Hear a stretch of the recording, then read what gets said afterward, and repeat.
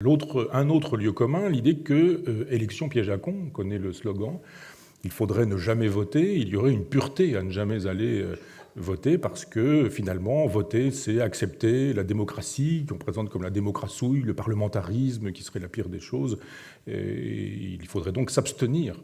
Ça, c'est l'un des dogmes anarchistes, s'abstenir, parce que voter, c'est collaborer au pouvoir en place. On peut aussi être dans une logique moins platonicienne, qui consiste à dire que l'élection n'est jamais que la possibilité d'indiquer un rapport de force qui permettra aux gens en place de faire telle ou telle politique, d'engager telle ou telle réforme, ou de ne pas engager, de considérer qu'il y a une opposition forte, ou qu'il y a une opposition qui n'est pas forte. Vous imaginez qu'il y a une opposition unie, ou une opposition désunie, qu'il y a un front qui existe ici, ou qui existe là, ou qui est susceptible de se constituer ailleurs. C'est donc la possibilité de manifester un rapport de force. Ça n'est pas plus que ça. Il n'est pas question de faire la révolution avec les urnes. Pourquoi pas encore, mais il me semble qu'on peut considérer qu'il n'y a pas forcément une malédiction dans l'élection.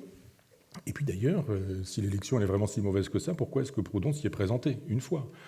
Pourquoi est-ce que Murray Boecklin, par exemple, peut théoriser la question du communalisme libertaire, qui, moi, me paraît extrêmement intéressant. L'idée qu'on pourrait prendre une commune, embarquer une commune, 200, 300, 500 habitants, voire plus, en disant « mais on va gérer de manière libertaire la commune. Il faut que la gauche, l'extrême gauche, quand je parle de la gauche, entendons-nous bien, il n'est pas question de la gauche libérale, ça c'est la droite, hein, mais que la gauche gère, qu'elle aille au pouvoir, qu'elle incarne ses idées et qu'elle puisse frotter ces concepts au réel pour voir comment ça marche, pour voir s'il n'est pas question de, non pas de refaire le réel, mais de refaire les concepts.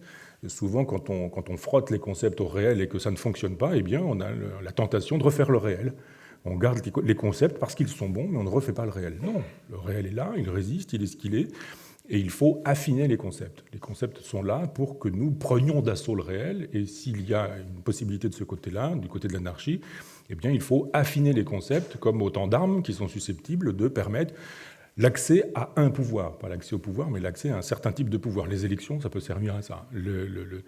L'État, c'est la même chose. Parce que il me semble que quand on a vu un certain nombre de lois sociales utiles, du droit de vote aux femmes, accordé aux femmes, à l'avortement, en passant par la possibilité d'accéder à la contraception, la CMU, le RMI, la réduction du temps de travail, l'abolition de la peine de mort, ou ce genre de choses. Toutes ces choses n'ont pas été obtenues par un pouvoir révolutionnaire. Ça n'a pas été obtenu parce que des gens sont descendus dans la rue avec des mégaphones, même si ça a pu y contribuer vaguement. Il y a eu une expression populaire, une souveraineté populaire, qui est l'expression de la démocratie, et on peut considérer, si on est un démocrate, ce que je crois être, et je pense qu'il faut qu'un anarchiste le soit, on peut entendre cette voix-là et considérer que la politique n'est pas tout entière dans l'élection, mais elle n'est pas non plus susceptible d'être à côté de l'élection.